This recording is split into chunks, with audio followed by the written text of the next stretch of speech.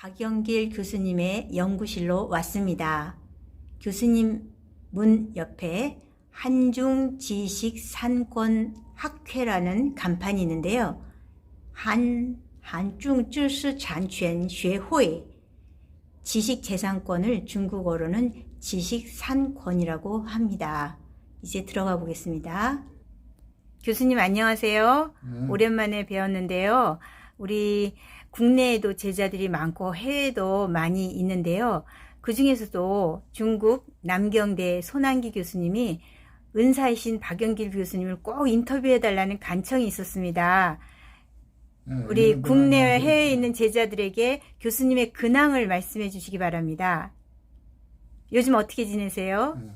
안녕하세요. 마침 이 자리를 빌어가지고 여러분에게 인사드립니다.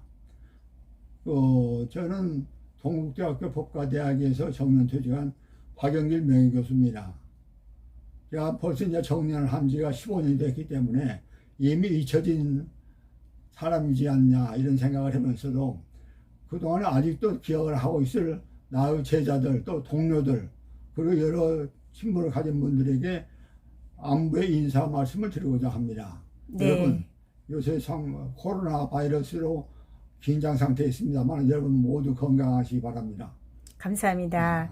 교수님께서는 처음 강의에 첫 발을 디디셨을 때는 저작권이라든지 특허법 이런 게 없었기 때문에 상법 교수님으로 시작을 한 걸로 알고 있는데요. 어떤 계기가 되어서 지식재산권 이런 길로 들어서게 되셨나요? 좀 그 질문을 상법을 처음에 강의하셨는데 네. 상법을 강의하셨다가 저작권법 강의하게 되는 그런 과정을 좀 말씀해 주세요. 나는 원래 이 동국대학교 상법 교수로 채용이 됐습니다. 상법 담당 교수로 있다가 80년대 중반에 70년대 후반부터 외국 학회에 참석하다 보면은 참석해서 외국 교수들과 얘기를 하다 보면은 저작권법의 중요성을 깨닫게 됐습니다. 네. 그런데 우리나라에 돌아와서는 대학원에 저작권법 과정이 없었기 때문에 상당히 이걸 어떻게 하면은 저작권법을 개설해가지고 강의를 할 것이냐 고심하던 끝에 80년대 중반부터 제가 우리 동국대학교 법과대학의 법학과장을 맡게 됐습니다.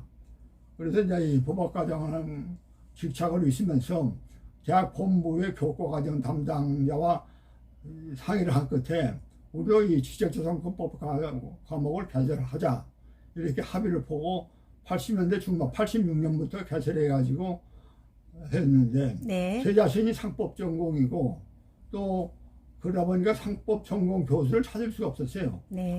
저작권법 교수를 찾을 수가 없었습니다. 그래서 마침 그래도 하는 수 없이 문화부에 있는 저작권과장 박문석 과장에게 부탁을 해가지고 박문석 과장이 2년 동안 저희 대학을 나오면서 강의를 해주셨습니다. 지금도 감사하다고 말씀을 드리고 네, 싶습니다. 그런 선구자. 90년대 들어서면서 네. 제가 93년도에 저작권위원회 위원이 됩니다. 네. 그런데 제가 강의를 담당한 것은 90년도부터 동국대학의 저작권법, 지적재산권법의 강의를 담당을 시작해가지고 상법과 지적재산권법 두 가지를 좀 연구를 하면서 강의하는 이런 좀 이상한 형태가 좀 됐죠. 그러다 보니까 그 당시에 제 강의를 들었던 학생들에게는 미안한 생각이 듭니다. 사실은 굉장히 겸손하게 말씀하시는 건데요.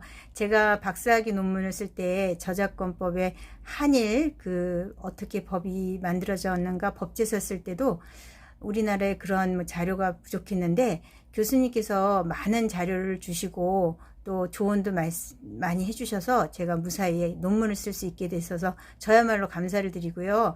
저 뒤에 액자에 보면 학해무변인가요? 라고 써 있는데 학문의 바다는 경계가 없다는 그런 중국식 글귀처럼 우리 교수님 역시 상법이든 저작권법이든 스스로 개척하셔서 연구해 오셨습니다. 그리고 또한 한중일 지식재산권 학회를 만드셨는데요. 그 만드시고 나서 쭉 지금까지 함께 했던 교재라든지 연구 이런 것 좀 말씀해 주세요. 어떻게 한중 지식재산권 학회를 만드실 생각을 하셨나요? 예. 사실 그 학문이라는 것이 학문이라는 것은 자기 혼자서 해야 되는 아니죠. 그러니까 네. 저는 그렇습니다. 대학 교수의 보람이라는 것이 뭐냐? 제일 먼저 좋은 제자를 길러내는 것. 네. 그 다음에 외국과의 교류를 원활히 하고 확대해 나가는 것. 이것이 이제 가장 중요한 교수의 역할 중에 하나냐.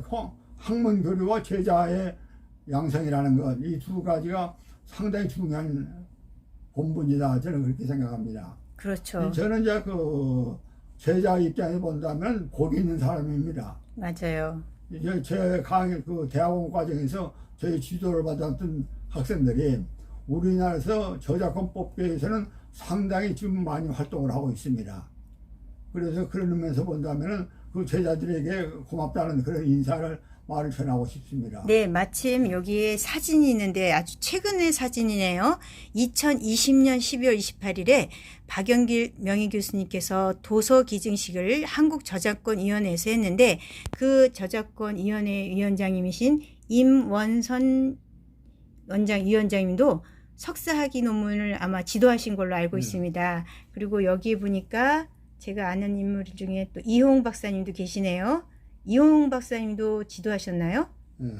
네, 박사 논문요? 그리고 신봉석. 네, 저작권위원회에 또 발을 들여놓으신 지 13년이신가요? 네. 네, 그리고 이 도서를 기증하셨는데 그 이야기 좀 해주세요.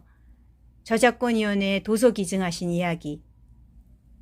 저작권위원회 뭐예요? 도서를 기증하신 네. 그 그러니까 제가 사실 이제 교수는 연구하는데 그 자료가 중요하죠. 그렇죠. 그 자료라는 것이 책입니다. 저는 이제 전공이 두 가지다 보니까 상법의 경우는 제가 한 3,000권을 하고 제 모교인 동국대학에다가 기증을 했고 저작법은 어느 곳에 기증할 것이냐 상당히 고심 끝에 제가 13년 동안 위원을 했던 저작권위원회에다가 기증을 하게 된 겁니다. 큰 결심을 하셨네요. 그래서 저는 그런 의미에서 기증할 곳을 갖다 그렇게 정할 수 있었고 또 기증을 받아준 이런 제도 고맙다는 생각을 하고 있습니다. 네, 그러니까 그것이 물론 이 경제적 가치로 본다면은 상당히 그 자료 책자한다는 것이 쉬운 문제는 아니죠. 그렇죠. 그러니까 그 기증한 것이 우리 국내 서적보다는 대부분이 외국 서적입니다. 그렇기 때문에 특히 일본 서적을 많이 보시는 것 같은데, 그러니까 동국대학교에도 3,000권을 그 도서를 기증하셨고 저작권위원회는 저작권 관련된 도서를 또 2,500권 기증하신 걸로 들었는데요. 정말 훌륭하신 일을 하셨네요. 그리고 교수님은 그 위에도 또 시도 쓰시고 문학과 관련해서 또 질문을 드리겠는데요. 어렸을 때 문학 소년이셨나요? 저는 사실 지난 얘기입니다만은 고등학교 때 네. 제가 남원에서 고등학교 다녔는데 거기에서 책방에 가면은 책을 빌려줍니다. 네. 권당 얼마씩 누르고 이제 빌려주는데 네. 소설책 같은 것을 읽을 책이 없었어요. 거의 고등학교 때 지금 얘기입니다만 사상계 같은 것을 제가 정기구독을 했어요. 네. 그래서 법학을 하면서도 항상 꿈은 그런 문학적인 그런 데 취미가 있었는데 마침 어떻게다 보니까 시하고 수필을 추천을 받게 됐습니다. 네. 추천을 받게 됐는데 그래서 지금 현재로서는 수필을 가지고 문학 잡지에 한맥이라는 잡지에 연재를 하고 있습니다 지금. 한맥이라는 잡지에 또 수필을 연재하고 계세요. 한 5, 6년 될 겁니다. 60표가 나가고 있으니까. 네, 정말 그 삶의 균형을 찾고 계시는데 여기 보니까 지금 2005년에 홋카이도 대학에서 발행하는 지식재산법 정책학 연구에 의약품 특허와 강제 실시 HIV, 에이즈 문제를 중심으로라는 또 논문을 쓰셨네요. 이건 특허법이신데 특허법 같은데 네 어떻게 또 이런 논문을 쓰게 되셨나요? 2004년도에 일본 북교도 대학 지식재산권 연구소에서 네. 세미나가 있었습니다. 네. 그때 저는 이제 이 트립스 협정 31조 네. 그래서 그 강제 실시권과 관련해서 강제 실시권 행사할 때는 상당 보상을 해야 된다. 상당 보상이라는 문제를 어떻게 해석해야 될 것이냐, 이걸 가지고 접근했는데, 상당 보상 규정이 그 규정이 대독을 위해서 있는 것이지 선진국을 위해서 있는 건 아니다 이겁니다. 네, 개발도상국을 위한 것이다. 개발한 제약회사에 있는 것이 아니라 네, 그 후진국의 그 열악한 경제적으로 열악한 그런 것을 위해 가지고 있는 규정이다. 이렇게 본다면은 네, 상당 보상을 해야 된다는 규정은 어느 경우에 가서는 궁극적으로는 그러니까 그 강제 시술권을 행사하는 나라 입장에 해석하다 보면은 보상 없음 결정도 할 수 있다고 해석해야 된다. 네, 이렇게 이제 그때는 해석했는데, 네, 이것이 우리나라에서는 아직 그것에 대해 가지고 제가 아직 제대로 그 논문을 좀 거의 찾아보지 못했습니다. 그렇죠. 근데 상당히 중국에서는 인기가 있었어요. 네, 그래서 그걸 계기로 해가지고 중국에다가 이제 많은 교류를 하고 있다 이렇게 말할 수 있죠. 네. 그리고 또한 우리 교수님께서 중국과 특별히 아주 교류를 오랫동안 하고 계시는데, 그 중에서도 중남 재경정법대학 우한동 총장, 그리고 북경 이공대의 곡상관 교수, 이렇게 만년붕으로 잘 지내고 계신다고 합니다. 네, 중국 그- 교수님들하고는 뜻이 잘 맞으시나요? 예? 중국 교수님들하고는 어떻게 말을 중국어로 하시나요? 언어는 어떻게 하시나요? 저는 그 현재 중국에 가면은 네, 중국 측에서 통역을 냅니다. 네, 그 안내 겸 보디가드 겸 통역을 정해줘요. 그렇기 때문에 구태 내가 그 잘 알지도 못하는 중국말로 할 필요 없지 않느냐. 네. 그래서 중국말 하지 않습니다. 그럼 일본에 근데 가시 영어로 한다든지 그렇지 않으면 통역을 통해서 하게 되는 거죠. 영어를 하거나 그리고 통역하시고. 인간관계라는 것이 네, 말만 잘해서 인간관계 정도는 아니다. 그렇죠. 그래, 내가 말을 많이 했더라면은 네, 혹시 허언도 할 수 있었지 않느냐. 아하, 그런데 내가 중국말을 하지 않았기 때문에 허언을 하지 않았다. 아하, 또 그렇게 해석을 네, 하시는군요. 그래서 우리가 서로를 믿음으로써 네, 믿게 되고, 신뢰를 바탕으로 또 그래서 이 지금은 지식이, 만년풍우라고 이렇게 서로 살고 있습니다. 그리고 또한 이제 같은 연구 영역이 공통점이 있으니까 이렇게 대화하기도 쉬웠을 것 같아요. 또 일본과도 교류를 많이 하시는데, 일본에 가서는 일본어를 쓰시나요? 일본에 가셔서는 어떻게 하세요? 일본에 교수들하고. 가서도 저는 사실 일본말을 조금은 쓰는데 네, 하지 않아요. 네. 하는데 2, 3년 전에 제가 탈로가 났습니다. 왜냐면 후쿠오카 대학에 제가 87년도에 가서 1년 있었는데 1년씩이나 그 계셨어요. 1년 동안 있었던 것이 탈로가 나가지고 현재는 일본 교수들이 내가 옆에 가면은 저 친구 저 교수 일본말을 아니까 말 조심해라. 그것이 이제 특히 타무라 요시유키가 지금 현재 동국대학에 있습니다만은 요시유키가 그런 얘기 잘해요. 네. 처음에는 내가 일본말을 모르는 줄 알고 네. 중국 사람과 다무라 간에 이제 뭐 밀담을 하는 걸 내가 우연히 듣게 됐어요. 듣는 거 나중에 얘기를 하니까 내가 후쿠오카 대학까지 있었다는 걸 알게 되고 그때부터는 저 친구 일본말을 아니까 다들 조심들 해라. 함부로 얘기하지 마라. 이런 일인데 지금 뭐 다 농담이고 즐겁게 지내고 있습니다. 그러니까 외국인과 관계에서는 말보다는 먼저 상대방을 신뢰할 수 있는 것. 그렇죠. 그 신뢰는 마음으로 통하면 신뢰가 됩니다. 네. 신뢰가 되면은 나머지 것은 별로 문제가 안 되지 않냐 이런 생각이 듭니다. 네. 언어보다도 신뢰가 더 중요하다. 우한동 총장이라든지 호계춘 교수 또 북경에 있는 이제 곡상관 교수 이 몇몇 교수들하고는 별 눈빛만 가져도 서로 알아요. 눈빛만 봐도 그래서 이제 이신점심. 요새는 헤어질 때는 우리는 친구다.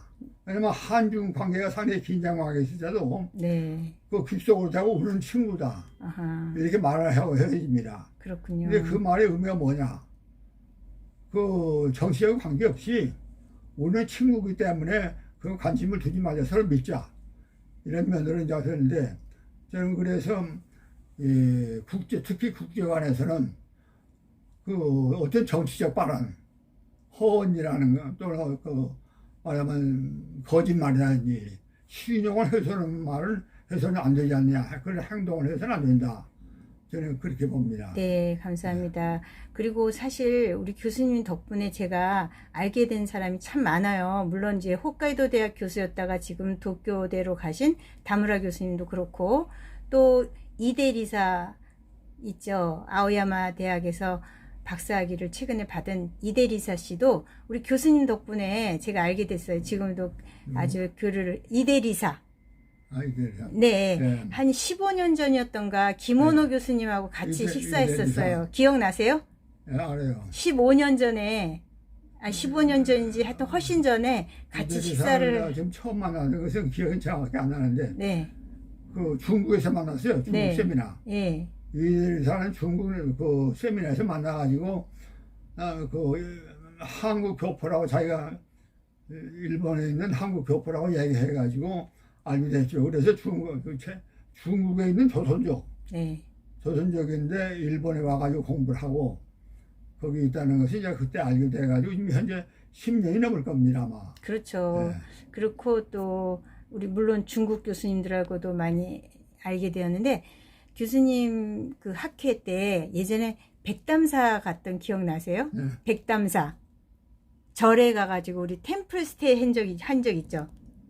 기억 안 나세요? 템플스테이 백담사 절에 가서 예. 거기 갔을 때. 제가 그 세미나 하는 과정에서 네, 한국 교수, 중국 교수와 일본 교수에 대해서 문화 탐방, 세미나 끝나고 나서 문화 탐방 스케줄을 한번 준 적이 있습니다. 맞아요. 어디로 할 것이냐, 이걸 생각하는 끝에 특히 일본과 문제 때문에 제가 백담사를 교섭을 해서 우리 이제 이 세미나 참석했던 중국과 일본 교수와 같이서 이 백담사와 해가지고 이 강릉 그래서 이제 이 코스를 다녀온 적이 있습니다.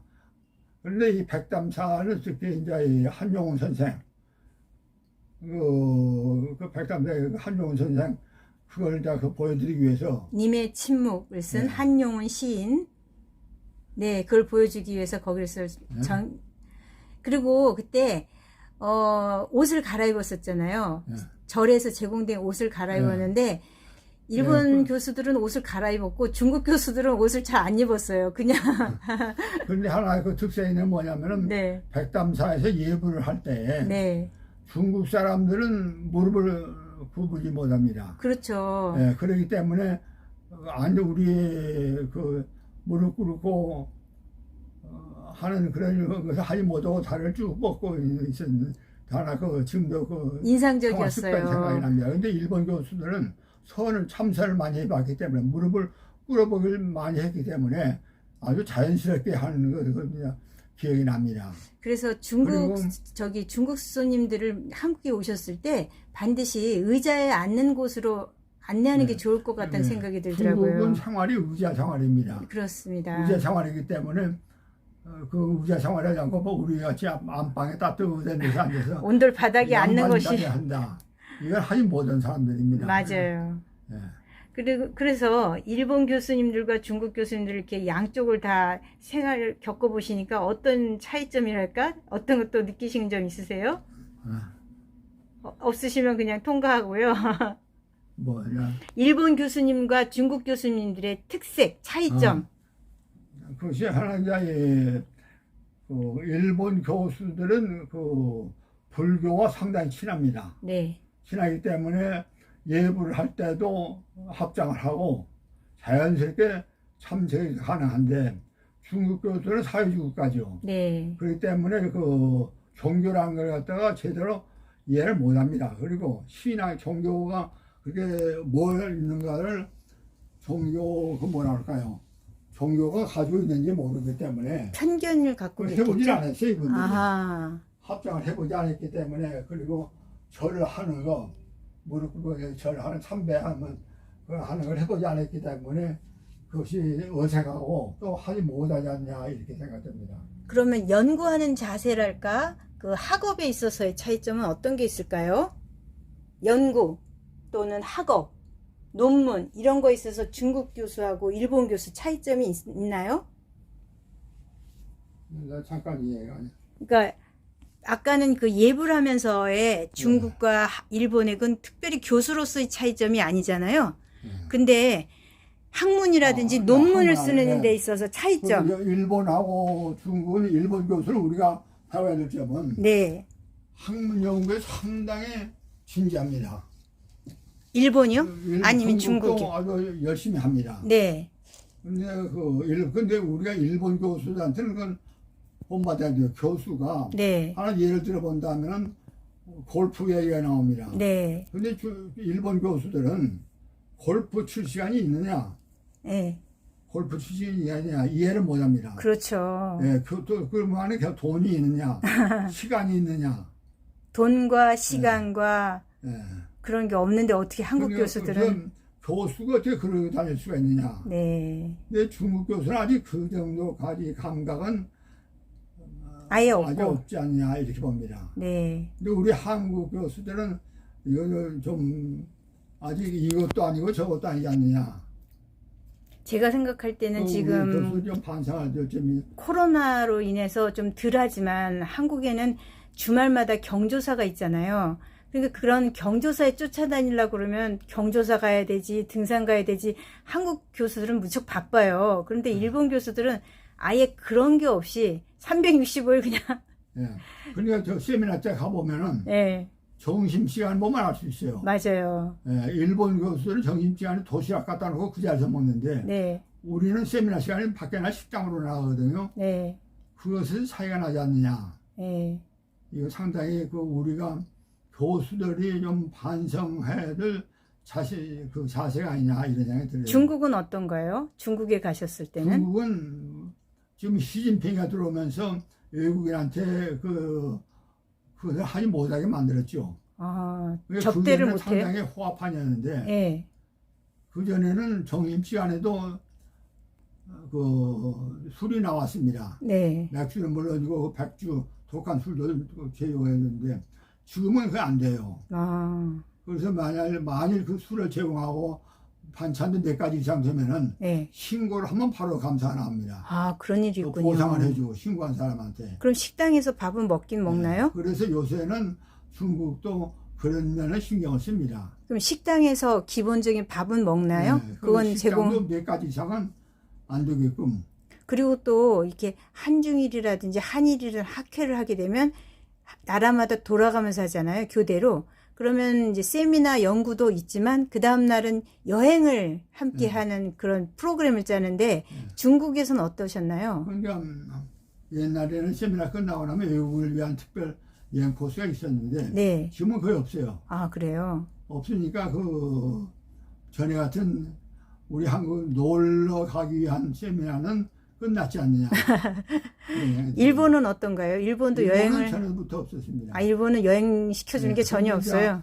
다만 외국인을 위해서 그룹을 좀 소규모로 관광을 좀 시켜주죠. 아, 그 지방 대학 있는 대학에는.